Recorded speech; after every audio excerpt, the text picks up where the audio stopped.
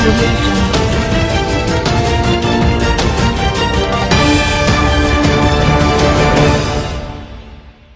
السلام علیکم، آپ دیکھ رہے ہیں کے نیوز چینل. خبر شامل کرتے ہیں شیخوپورہ سے. ہمارے بیرو چیف طاہر خان کی رپورٹ کے مطابق زخمی کی جان بچاتے ہوئے موٹر وے پولیس کے فرض شناس سپاہی نے اپنی جان کا نذرانہ پیش کر دیا. تفصیلات کے مطابق موٹر وے سیال موڑ کے قریب ایک ٹرک ڈرائیور کے دوران سفر سو جانے کی وجہ سے دوسرے ٹرک سے حادثہ پیش آیا. حادثے کی اطلاع پاتے ہی موٹر وے پولیس موقع پر پہنچ گئی اور امدادی کارروائیوں کا آغاز کر دیا. حادثے کے نتیجے میں ایک شخص شدید زخمی اور 2 معمولی زخمی ہوئے.